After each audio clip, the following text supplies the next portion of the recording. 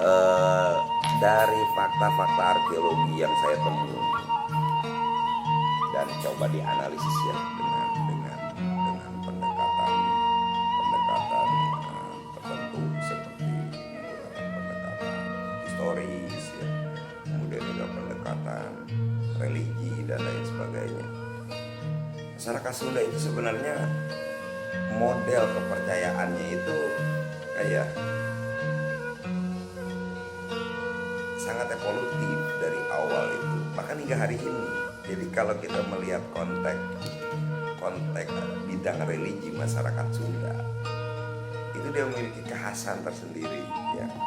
Di tahap awal memang orang Sunda itu diakui ya, dia memiliki satu keyakinan filosofi yang sangat kuat tentang hyang, dan itu kan tidak dimiliki oleh kelompok lain, kalau kelompok etnik lain di Indonesia ya kalau kemudian orang Islam menerjemahkan sholat menjadi sembahyang itu kan ya karena memang konsep hyangnya itu mirip dengan Islam gitu. Konsep hyang di dalam masyarakat Sunda itu, konsep hyang yang ada pada masyarakat Sunda itu kan dia harus tunggal, dia harus maha berkehendak, dia harus maha berkuasa, dia menentukan segalanya. Nah kalau dalam konteks teologi keislaman kan jadi mirip akhirnya dengan Gusti Allah kan gitu.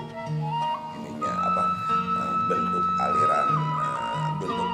aliran pemikirannya kira-kira gitu kayak gitu. Makanya kemudian ketika Islam masuk ke tataran Sunda mencoba mengasosiasikan sholat gitu ya dengan kata sembahyang gitu.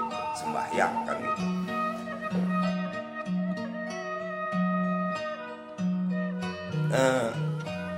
Pada awalnya memang orang Sunda itu keyakinan religinya itu kan kategorinya ya dikategorikan secara besar itu animisme, dinamisme, anima, tentang roh gitu. Nah cuma dalam evolusi pemikirannya itu kan secara filsafati dia menemukan konsep ketunggalan itu. Samalah ketika orang Yunani dulu bilang causa prima, penyebab pertama gitu kan. Jadi tidak ada sebab lagi sebelumnya ke dalam konsep Yunani causa prima itu. Nah di Sunda itu sudah ada itu gagasan itu. Walaupun memang kita nggak tahu kapan lahirnya itu. Apakah di sebelum abad Masehi kah? Belum ada itu jawabannya, ada jawaban dari bentuk penelitian ya, karena mungkin sulitnya fakta-fakta atau data-data yang digali gitu, yang bentuk apa secara arkeologis atau filologis ya. Kesulitannya di data sih. Nah orang Sunda itu dalam konsep kepercayaannya itu meyakini bahwa roh atau katakanlah roh itu sebenarnya bahasanya jadi agak kabur sebenarnya pengertian roh itu. Jadi zat lah bisa dibilang begitu, zat yang maha tunggal itu Sang Hyang Tunggal, kemudian Sang Hyang Widisesa ya, Sang Hyang Widikresa itu muncul gagasan itu jauh sebelum pengaruh Hindu itu masuk. Jauh sebelum pengaruh Hindu masuk itu mereka sudah memiliki konsep itu. Konsep tentang yang begitu apa itu excel menurut saya begitu sempurna. Nah gagasan pemikiran itu sebenarnya ya mungkin evolusinya ya kalau kita menggunakan pendekatan evolusi budaya Edward Taylor kan kira-kira awalnya orang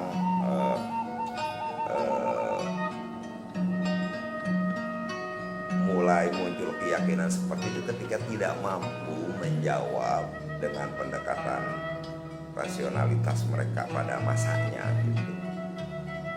Sehingga kemudian mencoba mencari jawaban di luar dirinya, sehingga kemudian muncul keyakinan bahwa ada yang bermain dalam kehidupan manusia di luar manusia itu sendiri. Nah dalam konsep ajaran Sunda itu yaitu roh tadi, hyang itu ya. Hyang kalau menurut saya dalam gagasan Sundaan itu nggak bisa dianggap sebagai roh gitu. Roh mungkin dalam pengertian yang umum gitu. artinya sesuatu yang gaib lah gitu. Makanya saya lebih suka mengistilahkan dengan zat gitu ya. Zat yang maha tunggal, zat yang maha berkehendak dan lain sebagainya. Keyakinan itu begitu kuat pada masyarakat Sunda karena memang itu sesuatu yang sangat original pada masyarakat Sunda. Jadi ketika pengaruh India datang dalam proses Indianisasi itu, bentuk teologi yang datangnya itu ajaran Hindu sama ajaran Buddha kan. Nah itu tidak menghapus ajaran tentang roh itu atau tentang hyang itu. Justru sebenarnya terjadi apa ya? Saya ngelihatnya bahwa orang Sunda dengan gagasannya yang begitu diyakininya menganggap bahwa ajaran yang datang dari India itu harus mereka meyakini lebih unggul konsep gagasan teologi mereka, sehingga nanti itu kan tercermin dalam naskah Sang Hyang Siksa Kandang Karesian ya, Dasa Prebakti itu dalam 10 kebaktian itu ya. Nah di mana di dalam Dasa Prebakti itu kalau disebutkan ya anak bakti ke orang tua, istri bakti kepada suami,